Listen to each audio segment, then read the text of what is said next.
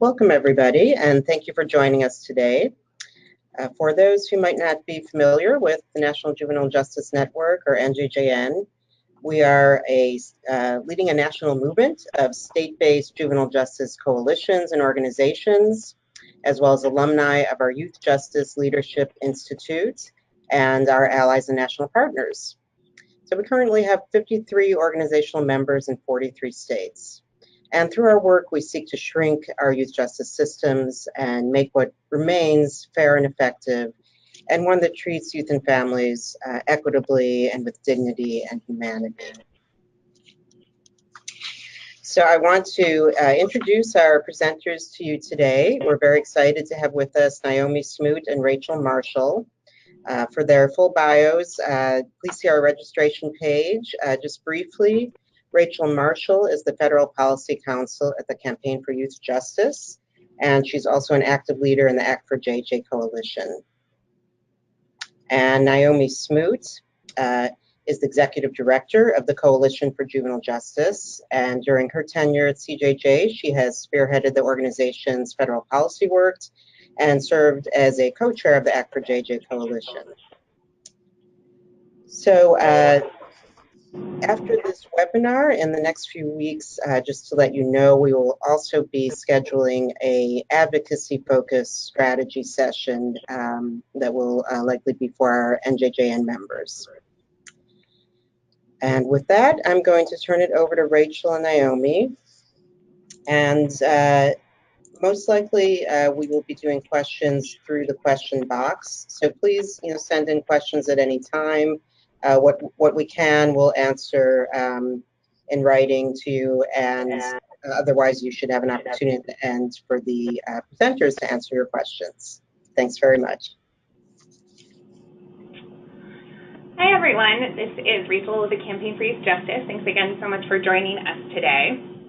So to kick it off, the Juvenile Justice and Delinquency Prevention Act, or the JJDPA, is the principal federal program through which federal government sets standards for juvenile justice systems at the state and local levels, providing direct funding for states, research, training, and technical assistance. It remains the only federal statute that sets out national standards for the custody and care of youth in the juvenile justice system and provides direction and support for state juvenile justice system improvements. 16 years after the bill was last reauthorized, Congress finally passed the Juvenile Justice Reform Act of 2018, which reauthorizes the law and was signed by the President on December 21st, 2018. The bill had strong bipartisan support and passed through both chambers by unanimous consent. The final bill passed by Congress strengthens national standards by reducing the placement of youth in adult jails pre-trial and providing more structure to the law's requirements to decrease racial and ethnic disparities, a critical provision ensuring that children, regardless of their race and ethnicity, will be treated fairly and equitably by our legal system.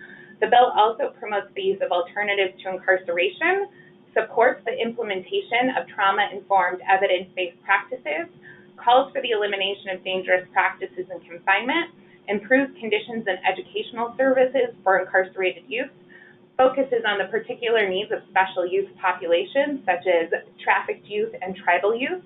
It increases local control and delinquency prevention programming and increases accountability. The legislation also includes a 2-year reauthorization of the Runaway and Homeless Youth Act.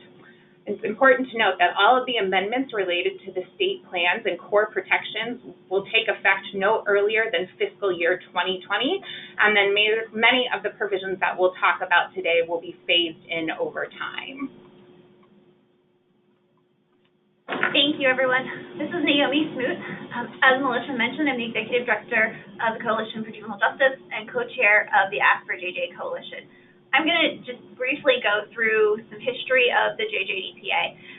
The JJDPA, as was noted, is the primary federal law on juvenile justice in our country. It establishes 4 core protections for youth in the justice system, and in exchange for complying with those core protections, state receives federal grant money. As you'll see on this chart, the JJDPA has changed and expanded greatly since it was first authorized in 1974.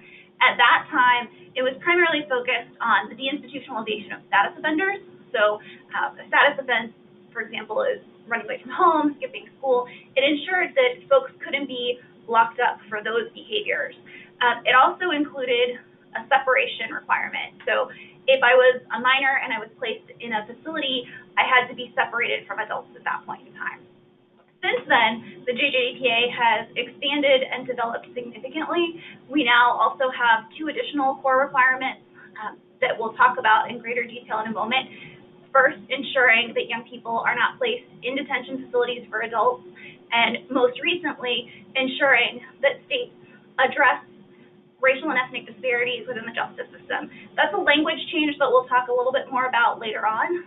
That particular protection, which helps us ensure that we address the crisis that our country is facing with the overrepresentation of Black and brown youth in our justice system, was first added to the JJDPA in 1988.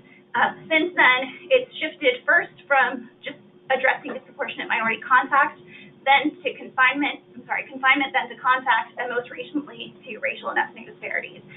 All 4 of those core protections are updated and refined as part of the reauthorization. The state advisory groups are at the heart of the JJDPA. They're a governor-appointed body in each state and territory that is tasked with ensuring compliance with the JJDPA and also with administering federal grant funds. The state advisory group's membership is set by statute, and there are some key changes that are included in the JJDPA reauthorization. The overall numbers of folks that need to be on your state advisory group don't shift as a result of the reauthorization in December, but the age of youth, which needs to be 1/3 of all state advisory group members, has increased from 24 up to 28, which is really critical because a lot of states have struggled in the past to recruit and retain youth as part of their state advisory group members. So now folks will need to be appointed prior to their 28th birthday in order to serve as a youth member. Also, in addition, the SAG is required to have someone who's previously involved with the system or currently involved with the system.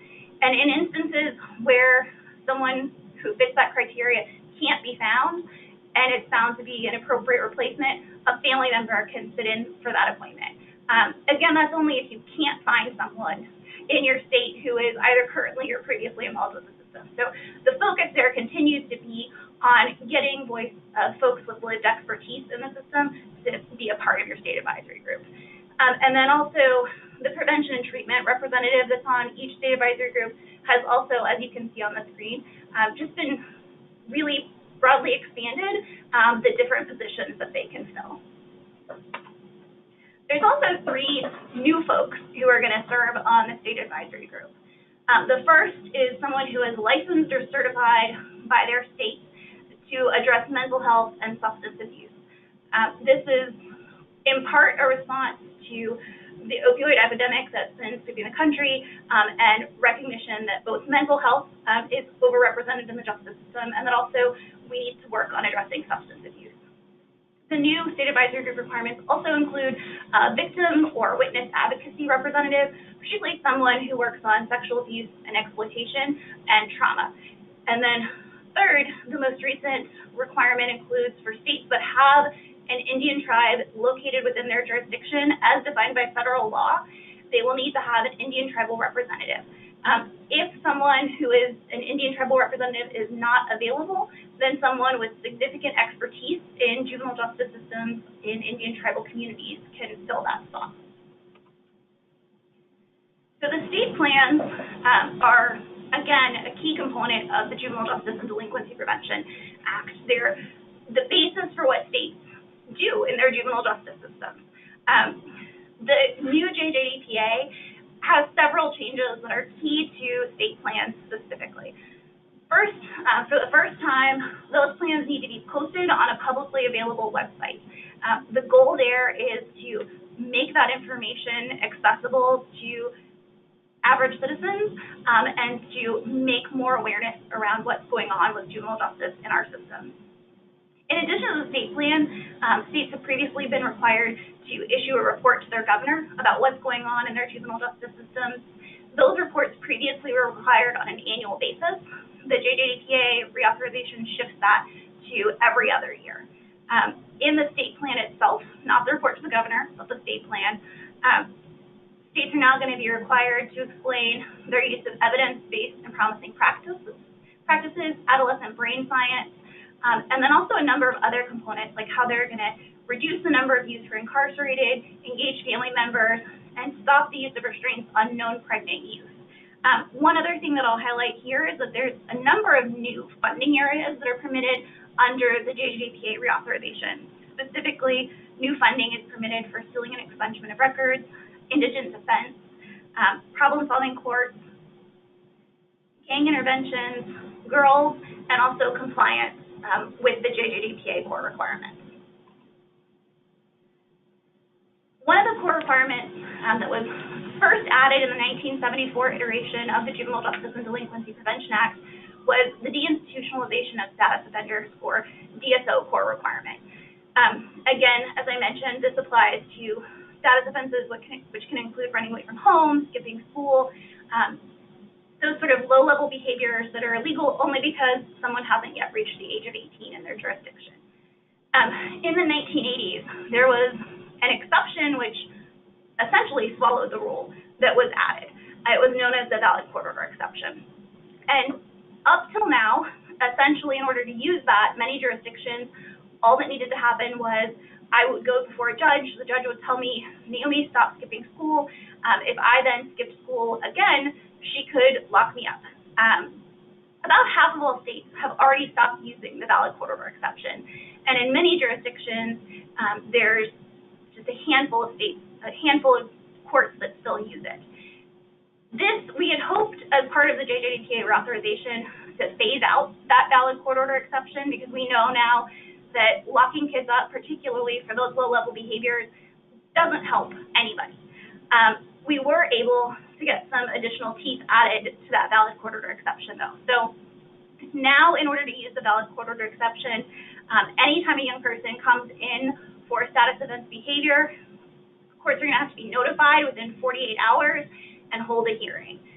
If the court decides to detain that youth as a result, they're going to need to put that in writing, identify the valid court order that's being used, include a factual basis for why there's reasonable cause to believe that the youth violated the order that was noted, and include findings on why there's no less restrictive alternative that could be used for that use.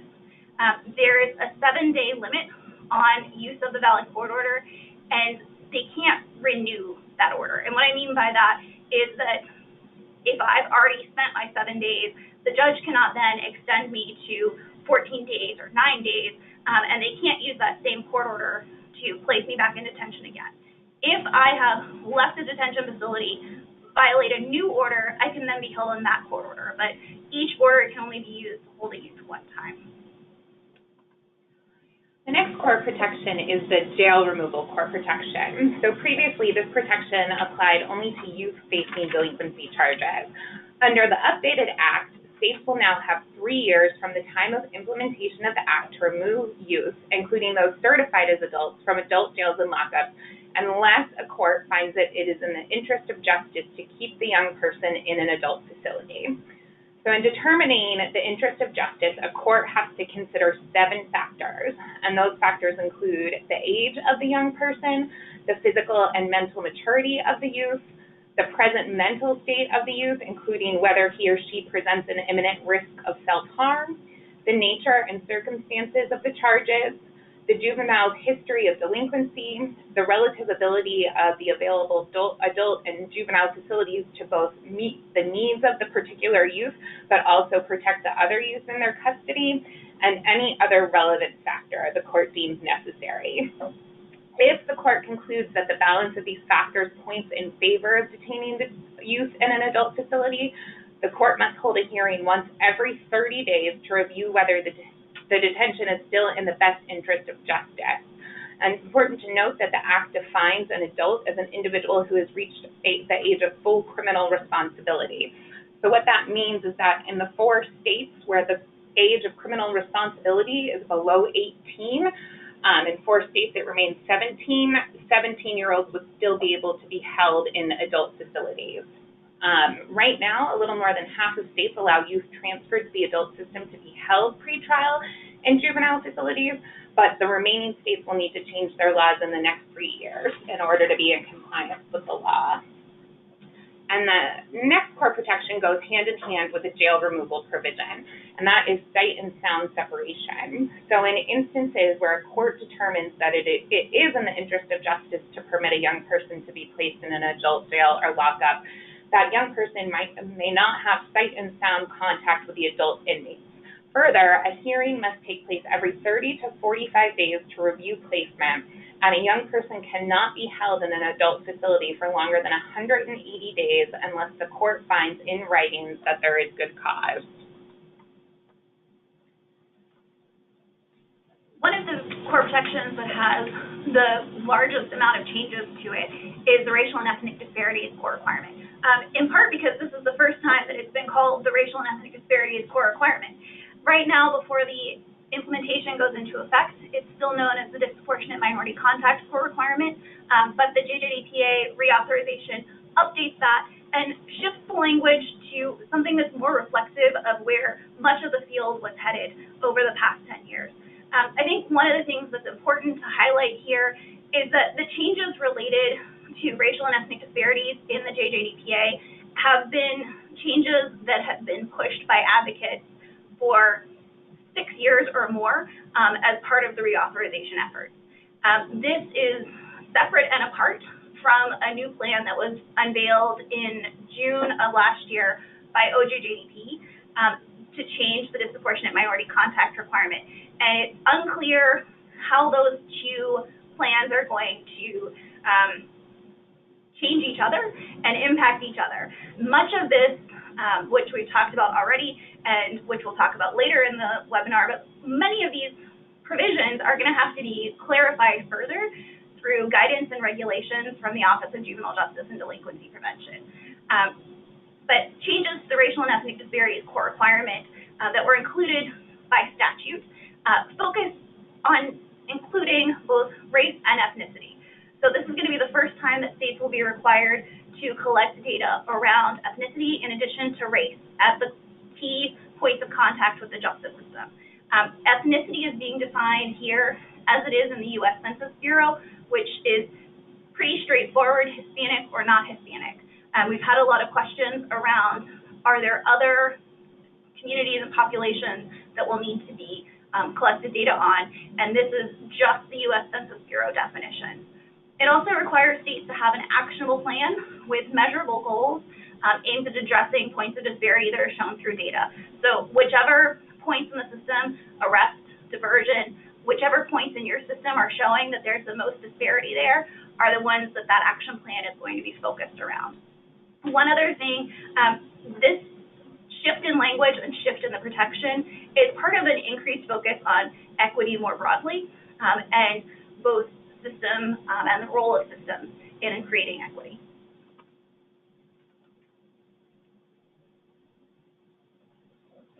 There's also a large number of new data provisions that are included in the JJDPA. One thing that I'll highlight here is that this is primarily data that's going to need to be reported by OJJDP in their annual report to Congress, but that data will need to be collected in order to get it into that report.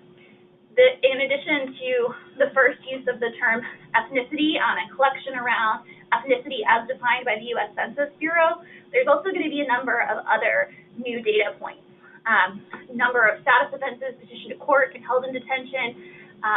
That is going to be useful information and will be more available as well since the written orders will now need to be required. Also, a 1-month snapshot of use of isolation and restraint, and the living arrangements to which the youth are released when leaving secure custody. One thing here on the living arrangements for youth when they're released, JJDPA also, for the first time, requires states to make plans around how young people will transition back to their home community, which is huge. We know that more than half of young people who experience homelessness have also had contact with the justice system. So this is a way for folks to make concrete arrangements, both for the young person's living arrangements, also education, which we'll talk a little bit more about in a moment. But all of those sort of transition plans are a little bit more concrete and clarified now. So the other big part of the changes made by the Juvenile Justice and Reform Act are related to Title V of the bill. And this is the section of the bill that provides funding to states for delinquency prevention programming. The new law significantly expands the types of delinquency prevention programs that qualify for funding under the Act, allowing for a broader, more holistic approach to addressing the needs of youth who have been in contact with the justice system and in preventing delinquency. So previous versions of the law defined prevention programming narrowly and included substance abuse prevention programs, tutoring and remedial education, mental health and recreation services, youth leadership and development activities, and job training programs. Under the new law, there is a much more expansive list of programs that will qualify as delinquency prevention programming, and they will be eligible to receive what are called incentive grants for prison reduction through opportunities, mentoring, intervention, support, and education, or youth promise grants. So in addition to the previous categories that I just mentioned, new categories include home visits, family stabilization programs, adoption assistance, parenting skills training, conflict resolution training, summer jobs programs, restorative justice programs, and after-school programs. So these categories will allow more innovative, evidence-based, and promising programs to access funding that has previously been out of reach. The changes made to Title V really empower communities to determine how to best tackle the unaddressed needs of the at-risk youth and their communities. Over the past several years, the funding provided under Title V has been earmarked for specific purposes. And now, with the new law, it will award grants to community organizations and local government entities in a much broader way that really allows the local states and localities to tailor programs to what their young people need. So in its application, an entity that wishes to receive a subgrant must include a description of a local policy board, which will be called a promise council, and local partners that will be engaged in the development of prevention programming to ensure those unmet needs are being met.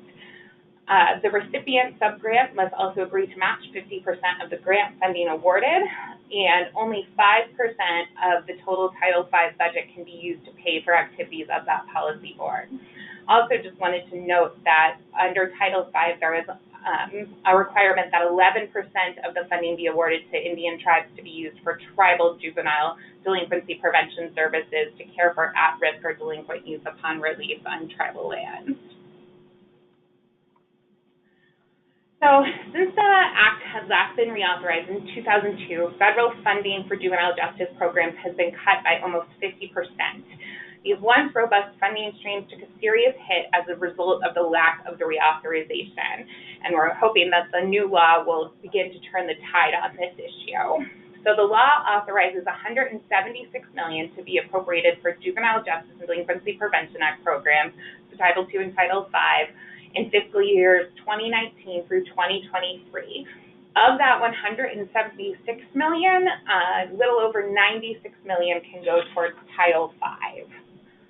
Under Title II, which is those state allocations, the law provides that states will receive funding from Title II based on a proportional share of the number of minors residing in the state.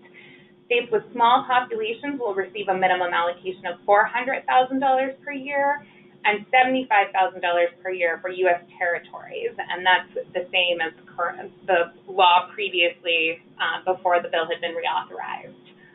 And again, similar to the previous law, the updates require that states receiving a reduction in funding if they are found out of compliance with the Act's 4 core requirements. For each core requirement the state does not meet, the Act reduces Title II funding by 20%. Funds that aren't administered to states for non-compliance will be administered in the following ways.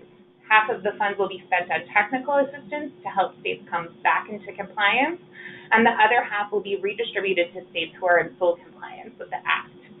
Additionally, not more than 5% of funds can be put towards training and technical assistance, and these are the funds given to agencies to help support states in their work to comply with the law. And once again, there is a set-aside equal to 11% of Title V funding for tribal governments.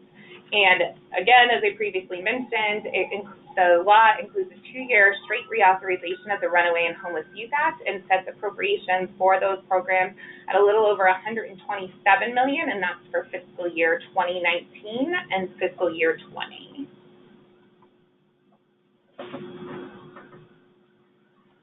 As you might know, one of the big pushes to reauthorize the JJDPA began in 2014 after a whistleblower from OJJDP came forward to report that states were getting a pass on compliance requirements for the core protections, and particularly what was then known as the disproportionate minority contact core requirement.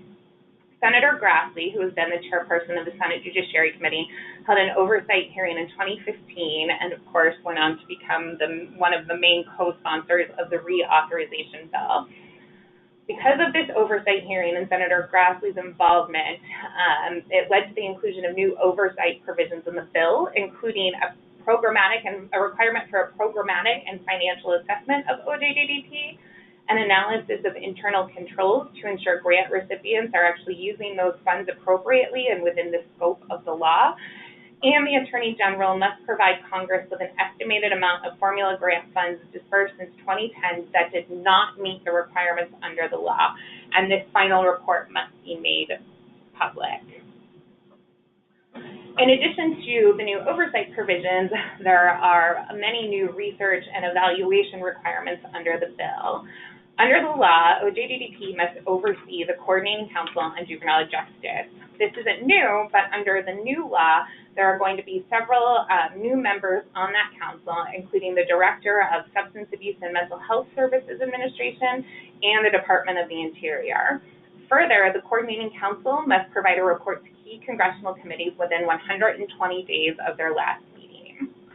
OJJDP must also provide an annual report to Congress on their activities, and under the new law, they have to add a few additional data points. As Naomi mentioned, those include the use of isolation and restraints, the number of status offenders who are in secure custody, the number of youth released from custody and where they leave, the number of youth whose offenses originated on school grounds, and the number of youth in secured custody who report being pregnant.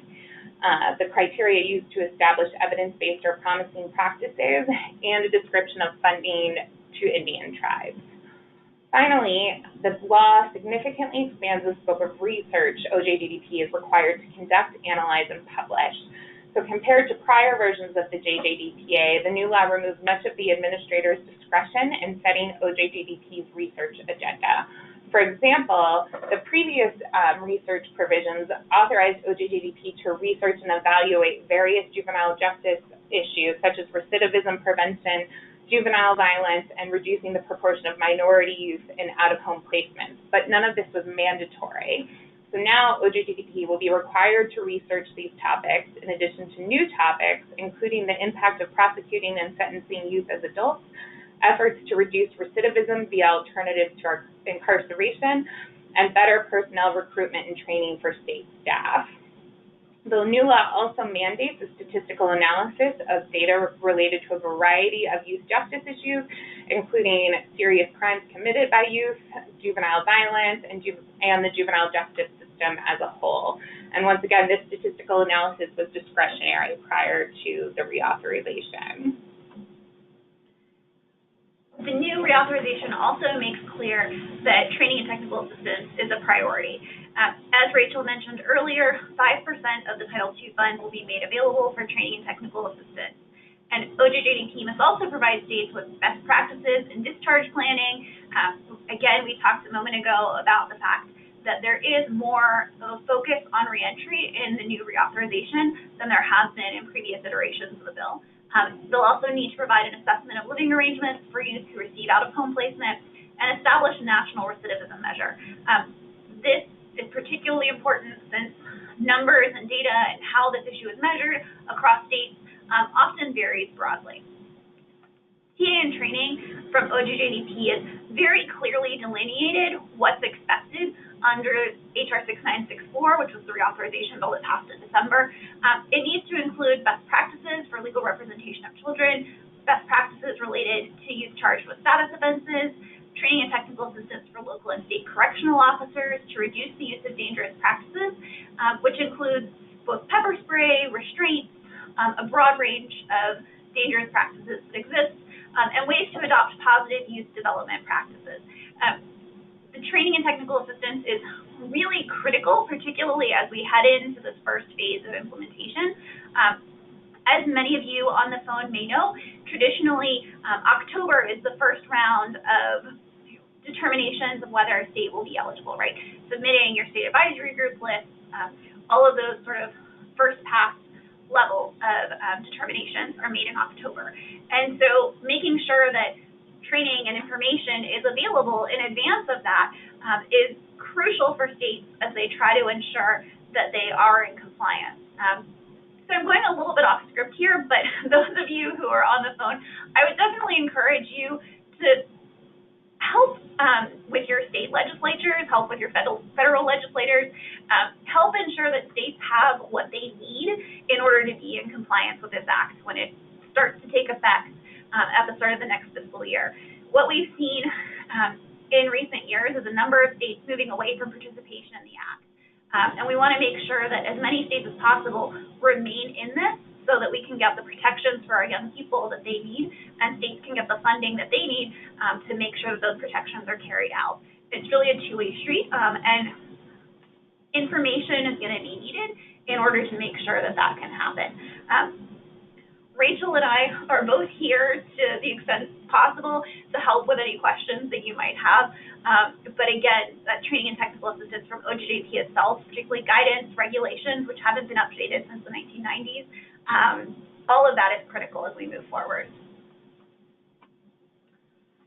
And finally, in addition to all of the other changes we've gone through today, there are some other key improvements made for our nation's young people through this new law, and I just wanted to highlight a few more before we wrap it up and open it up for questions. So the Act includes significant updates and improvements to address the needs and circumstances around girls, including better screening of and alternatives to detention for girls who have been trafficked or experienced sexual violence, girls with disability, girls of color, including girls who are members of Indian tribes. And it also gives states 2 years and the use of restraints on detained pregnant juveniles, though there is an exception to this requirement if, quote, the reasonable grounds exist to believe the detainee presents an immediate and credible risk of escape that cannot be reasonably minimized through any other method. And then finally, the bill also includes some important improvements for tribal youth, including, again, as we mentioned, a requirement that the OJJDP administrator develop, in consultation with Indian tribes, a policy for collaborating with representatives of tribes on the implementation of the reauthorization, and that has to occur no later than 1 year after the date of enactment of the law. State advisory groups must include Indian tribal representation, and OJJDP must provide tribal delinquency prevention and response programs that promote Indian tribes' ability to respond to and care for tribal youth who come into contact with the law. That is it from our end. I know that's a lot of information, so I think we're going to open it up for some questions if we have time. One thing that I would add, on actforjj.org/resources, there is a plethora of information about the JJDPA. A variety of national stakeholders have taken the time to create some fact sheets around various components of the JJDPA and specific requirements, both the core requirements, funding, other provisions. And so those are up on actforjj.org/resources with more to come in the coming weeks. Great, thank you so much. So I suggest that people write in their questions if you don't mind, but we can also try unmuting you and see how that goes as well. There was a question that I got on data requirements, and there is a handout that I think Naomi was the one that put that together that really goes into a lot of detail on what's exactly required with data. Is that the best resource you would suggest, Naomi?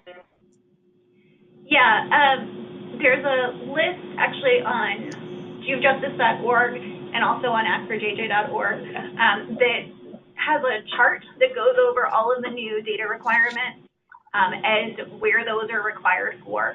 One thing that I would highlight specifically around the data requirements is that the JJDPA makes it really clear that those new data provisions are not part of the core requirements. And they're not to be treated as part of the core requirements. And as Rachel mentioned, funding allocations are based on whether or not you're in compliance with the core requirements. So I think that's one thing that I would flag, but yes, all of those data requirements are outlined in the chart that's on askforjj.org.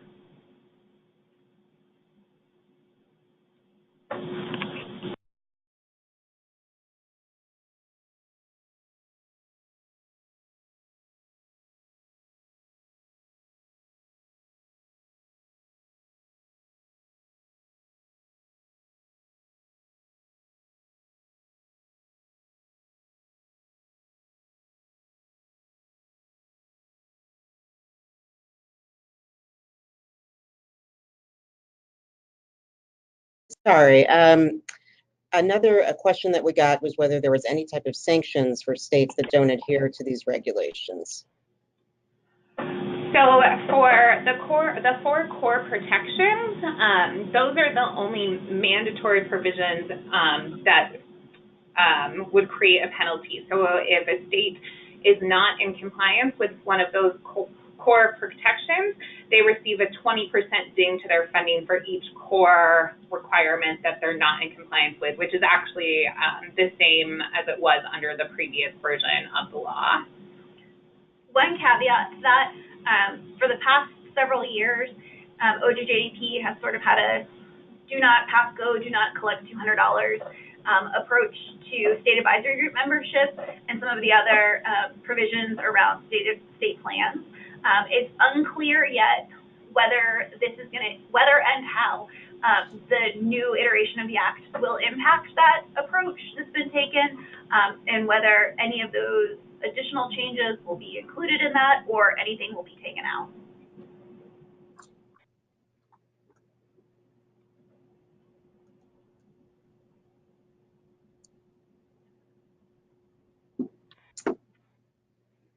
Okay, and then we got a question about tribal meetings. They wanted to know if it's referring to participating tribes, so tribes receiving fundings and grants, or all the tribes within the state. So, so a tribe, they use the definition, it's the federal definition of a tribe. So any tribe that meets that federal definition, which I apologize, I do not know the exact definition off the top of my head, it applies to all of those tribes. So they would receive a chunk of that funding. They're eligible to apply for funding under Title V, and it's that federal definition for a tribal member that has to be included in state advisory groups as well. Hope that answers that question. Great. The next question is wanting to know if there's a way to ensure better compliance. I think key to that is getting as much guidance and support from OJJDP as we can, making expectations clearly understood, clearly communicated. All of that is going to be critical in getting compliance. And I would also just add ensuring that Congress is conducting oversight, and that all of these new oversight requirements that have been added, including various types of reports that OJJDP must provide to key congressional committees, that those deadlines are actually being met, and OJJDP is being held accountable to provide that information to Congress.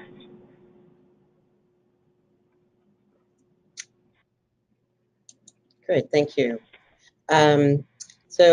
Someone else asked whether Title V funds come through the states or are they sent directly to the localities? they've traditionally gone to the locality. For the past 4 years, they've been earmarked pretty specifically for a variety of different programs, tribal programs, girls, and internet crimes program. So it's been pretty clearly earmarked. So we're hoping that with this, there's more funding freed up for Youth Promise grants. And how that works is that a grant solicitation will be put forth on OJJDP's website, and then typically the entity that is applying, the locality and local nonprofit, are able to directly apply, and that's outlined in those solicitations, who qualifies as a potential candidate. Okay, thank you. So somebody asked if you could post a link that was just mentioned. I'm not sure if I know what that link is. So I'm going to ask the person to just, this is from Christina Dan, if you could just further describe the link that you're talking about, that'd be great. So I'm assuming they're asking about the various resources that we've mentioned. So there's ACT for JJ, and that's the letter for .org/resources. Is it resource or resources? I think it's resources. I think it's resources. Where we have a lot of that information. There are also some fact sheets available on the Coalition for Juvenile Justice's website, and that's juvejustice.org. And then if they were referring to information on the various grants from OJJDP, that's just OJJDP.gov. Okay, great. Yes, I think that was the question she had. Okay, starting to get a lot of questions in, so let me just go through some more of these. One person commented that you had provided a definition for ethnicity, and they wanted to know if there was a definition in the Act for race. I'm not sure. Whatever the definition that was used previously would be the definition that would continue, because the definition wasn't changed or further clarified in 6964. The only definition related to the RED requirement that changed was ethnicity. Okay, great.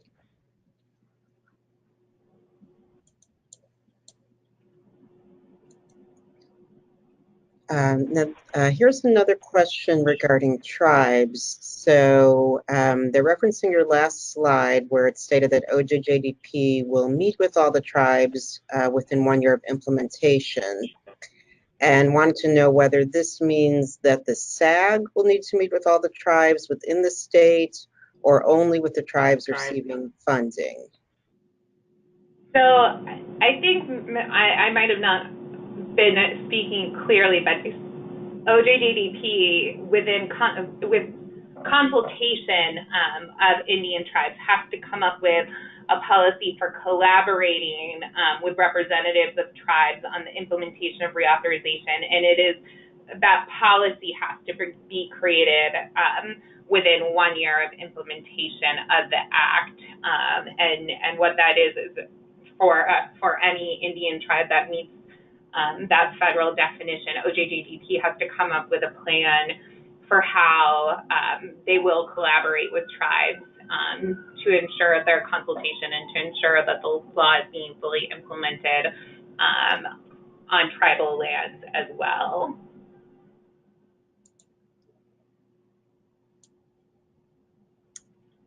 Okay, thank you. So this is a clarification of the question about the data, information on data. It says that they weren't able to find the definitions on the Act for JJ website resources. Is there another place? Yes, if they go to juvejustice.org and then you click on JJDPA Reauthorization, actually, is there a way we can email participants afterwards, and that way we can give them the link directly? Yes. Okay. Mm-hmm. Okay. But it's under juvejustice.org, Federal Policy, Federal Juvenile Justice and Delinquency Prevention Act, and then reauthorization. Okay.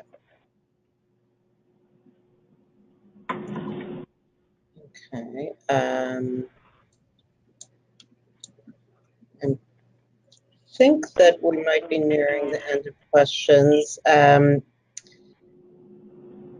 One thing that I noticed, I don't know if you want to comment on, is that it seems to be the first time that they're going to have to come up OJJDP, I think, with a definition for recidivism. So maybe you can just speak about that. And I think, I can't remember if the states are going to now have to collect data on it. I wasn't sure. I'm not sure if you all know about that. So the recidivism measure will need to be determined by OJJDP and created by OJJDP, which, you know, when I was talking about that, I was just noting that there is no clear definition or measure, and this will give sort of a federal baseline for folks to use. And in terms of the data collection requirements, many of those are, again, going to have to be in the OJJDP report to Congress, but whether or not states need to collect that information in order to get it to OJJDP for that report remains unclear. And a lot of the definition-specific pieces also will be sort of more thoroughly explained and explored through regulations and guidance. Okay, great.